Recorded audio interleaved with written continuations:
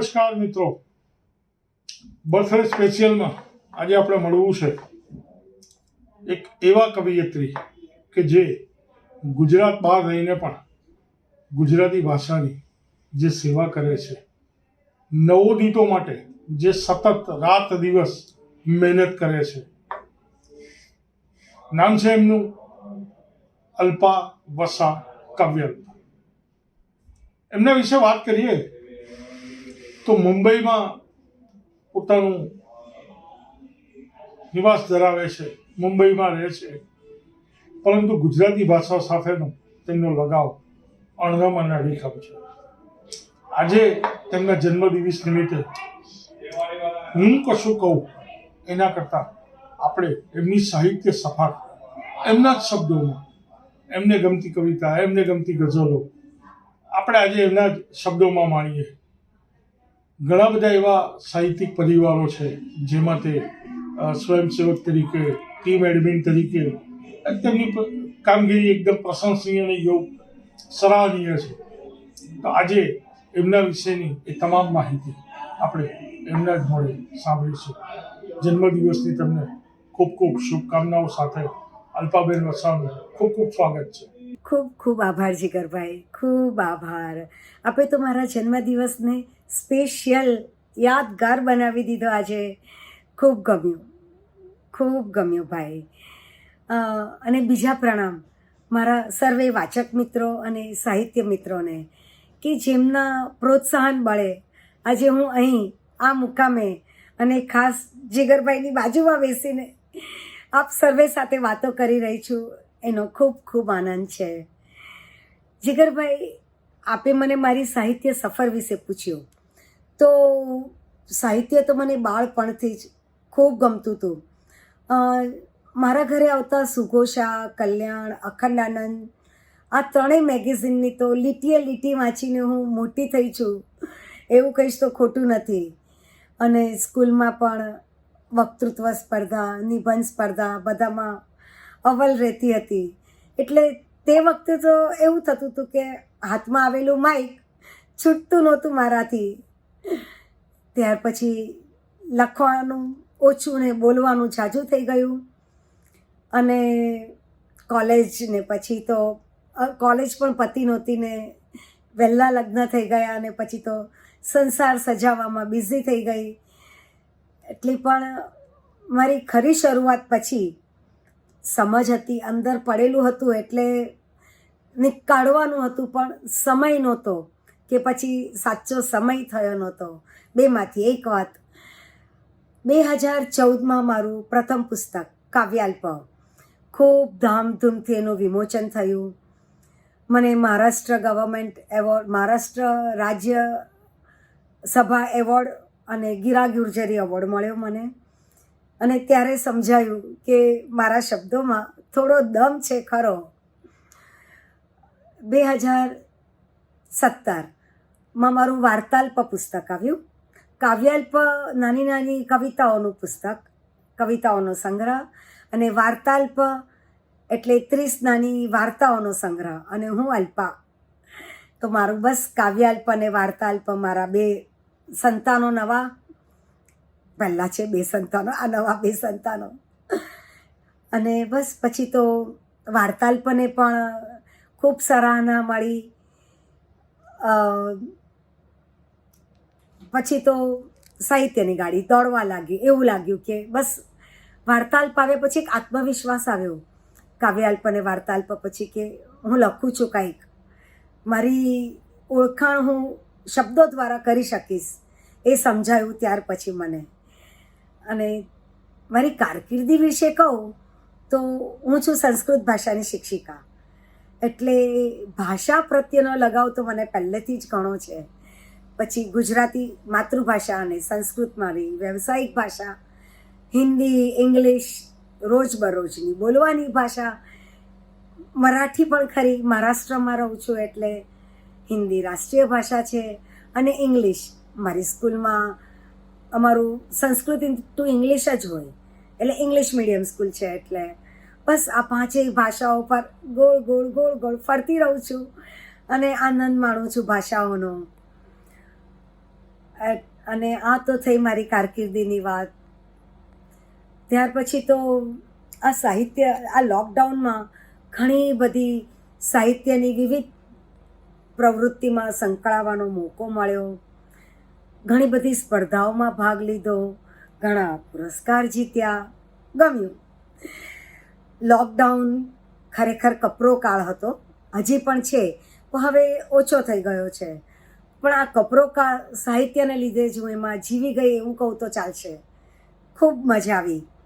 અને શરીર દેહ તો લોકડાઉનમાં હતી હું, અને આપણે સૌ, પણ શબ્દ દેહ હું ખૂબ ઊંચે ઉડી. મારો જ એક શેર ટાંકતા કહું તો, ભલે ને ઉમરો ન ઓળંગાઈ, ભલે ને ઉમરો ન ઓળંગાઈ, સભામાં ફરાય તો ભયો ભયો. કેટલા બધા ઓનલાઈન મુશાયરા માણ્યા અને ગજાવ્યા પણ ખરા. એનો ખૂબ આનંદ છે. આજના દિવસે પ્રથમ તો હું ઈશ્વરને આપણે યાદ કરી લઈએ કે પ્રભુ છે તો બધું છે. તો મારી પહેલી ગઝલ કહું. આશ્વાસનું પ્રદાન છો તમે પ્રભુ, આશ્વાસનું પ્રદાન છો તમે પ્રભુ, એ અભ્યુદયનું ગાન છો તમે પ્રભુ. આશ્વાસનું પ્રદાન છો તમે પ્રભુ, એ અભ્યુદયનું ગાન છો તમે પ્રભુ. અતૂટ આશ છે મને આ જીવતરે, અતૂટ આશ છે મને આ જીવતરે, વહેમનું નિદાન છો તમે પ્રભુ. પ્રગાઢ લાગણી વહે સૌ પ્રતિ, પ્રગાઢ લાગણી વહે છે સૌ પ્રતિ, કૃપા કરી મહાન છો પ્રભુ. કૃપા કરી મહાન છો તમે પ્રભુ. લખાય ચોપડે ઉધાર જમા સૌ, લખાય ચોપડે જમા ઉધાર સૌ, કરમ નાથ્યા સુકાન છો તમે પ્રભુ. અમે તમે નહીં, અમે તમે નહીં, જો આપણે થશું, સુખોનું એ આઝાન છો તમે પ્રભુ. સુખોનું આઝાન છો તમે પ્રભુ. સવાલ અણસમજ વિવાદથી પરે, સવાલ અણસમજ વિવાદથી પરે, એ સત્યનું વિધાન છો તમે પ્રભુ. એ સત્યનું વિધાન છો તમે પ્રભુ. ગુરુદયની રોશની જગે કરી, ગુરુદયની રોશની જગે કરી, એ આન બાન શાન છો તમે પ્રભુ. આશ્વાસનું પ્રદાન છો તમે પ્રભુ, એ અભ્યુદયનું ગાન છો તમે પ્રભુ.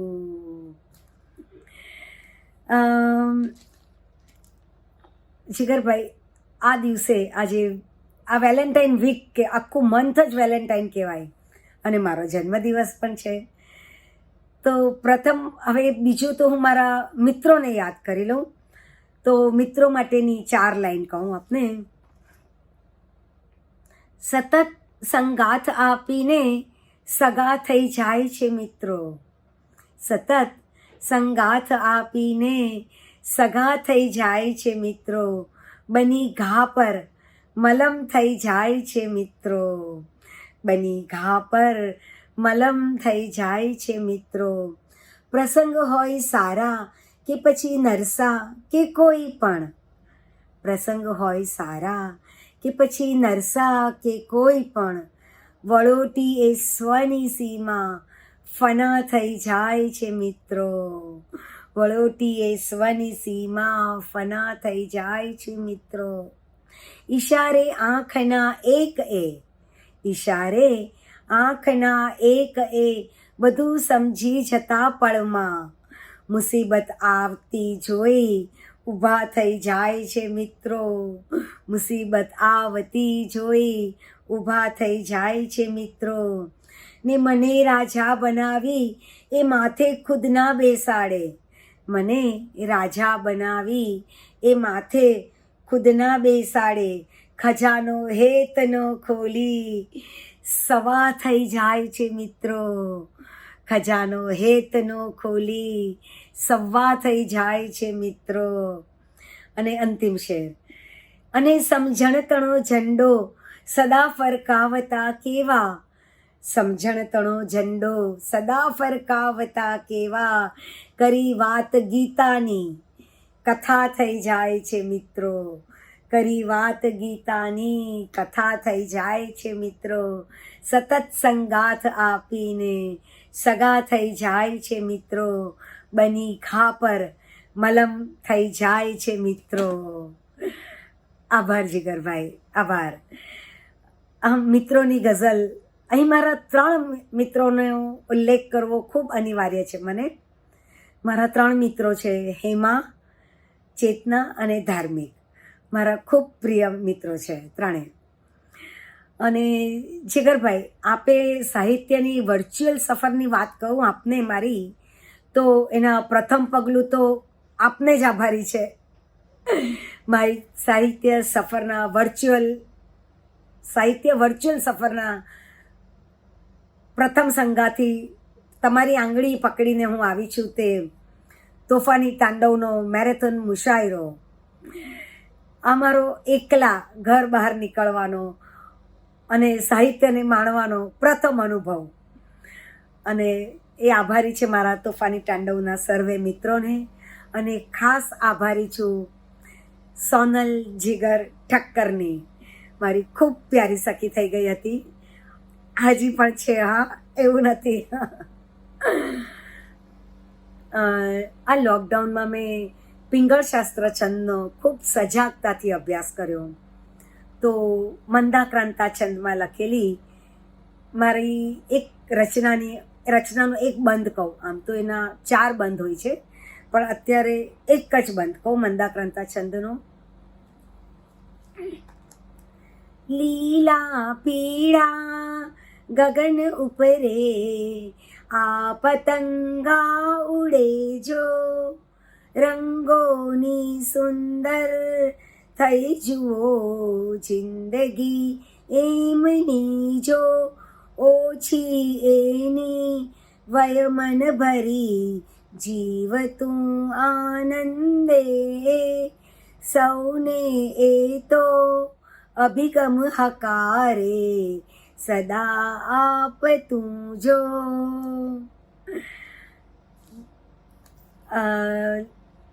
મેં બાળ સાહિત્ય, બાળ ગઝલ, બાળ વાર્તા, બાળ કવિતા એમાં પણ મારું થોડું યોગદાન છે.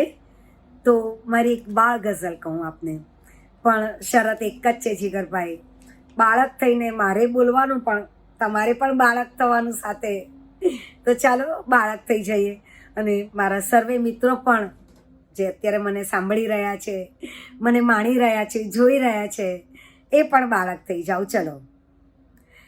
વાલ કરતી ખૂબ મમ્મી, વાલ કરતી ખૂબ મમ્મી, રોજ દેતી મુझने जप्पी, वाल करती खूब मम्मी, रोज देती मुझने जप्पी, काम सौ बाजुए मुँह की, खूब दादी करती पप्पी, काम सौ बाजुए मुँह की, खूब दादी करती पप्पी, दादू ना चश्मा छुपाऊं, दादू ना चश्मा छुपाऊं, बारकस कहता दे टप्पी, बारकस कहता दे टप्पी, दूर बेसुं થઈ બોળી, દૂર બેસું થઈ બોળી, ભાઈ કે તો છે આ ગપ્પી, સાંજ પડતા આવે પપ્પા, સાંજ પડતા આવે પપ્પા, લાવતા પૈસાની થપ્પી,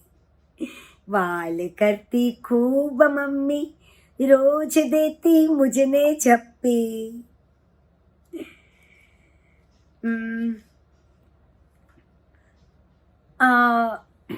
ફેબ્રુઆરી મહિનો છે, વેલેન્ટાઇન ડે. આખો વીક, આખો મહિનો જ વેલેન્ટાઇનનો, હવામાં જ પ્રેમ પ્રેમ ને પ્રેમ હોય છે. તો શું છે આ પ્રેમનો અહેસાસ કેવો છે એની વાત કરું. તો મારી ગઝલનું શીર્ષક છે પ્રણય હોફ. પીઢ સમહો સજ્જતા, પીઢ સમહો સજ્જતા, એ પ્રેમનો અહેસાસ છે. બાળ સમહો મુગ્ધતા, એ પ્રેમનો અહેસાસ છે. પીઢ સમહો સજ્જતા, એ પ્રેમનો અહેસાસ છે. બાળ સમહો મુગ્ધતા, એ પ્રેમનો અહેસાસ છે. પ્રેમની ચાદર વણે ને રોમ રોમે રણઝણે, પ્રેમની ચાદર વણે ને રોમ રોમે રણઝણે, નિત્ય જેની દિવ્યતા, એ પ્રેમનો અહેસાસ છે. નિત્ય જેની દિવ્યતા, એ પ્રેમનો અહેસાસ છે. વાત બંને ના કરે સન્માનની જેઓ અહીં, વાત બંને ના કરે સન્માનની જેઓ અહીં, રાખતા સૌ સભ્યતા, એ પ્રેમનો અહેસાસ છે. કણ કણે સત્યમ શિવમ ને સુંદરમ ભાસે સદા, કણ કણે સત્યમ શિવમ ને સુંદરમ ભાસે સદા, પ્રકૃતિની રમ્યતા, એ પ્રેમનો અહેસાસ છે. પ્રકૃતિની રમ્યતા, એ પ્રેમનો અહેસાસ છે. અંતિમ શેર.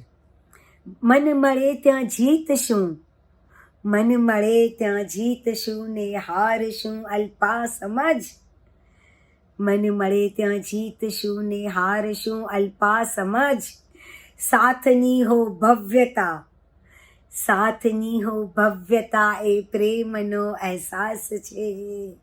પીઢ સમહો સજ્જતા, એ પ્રેમનો અહેસાસ છે. બાળ સમહો મુગ્ધતા, એ પ્રેમનો અહેસાસ છે. આભાર જીગરભાઈ, થેન્ક યુ વેરી મચ.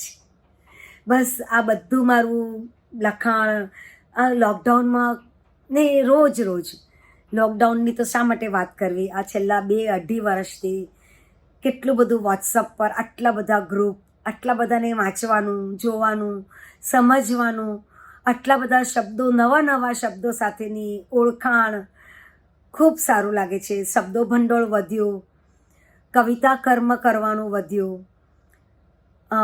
કેટલી બધી નવી વ્યાખ્યા, સાહિત્યનું ઊંડાણ જાણવા, સમજવા મળ્યું. બધું આભારી છે વોટ્સઅપ ગ્રુપોને.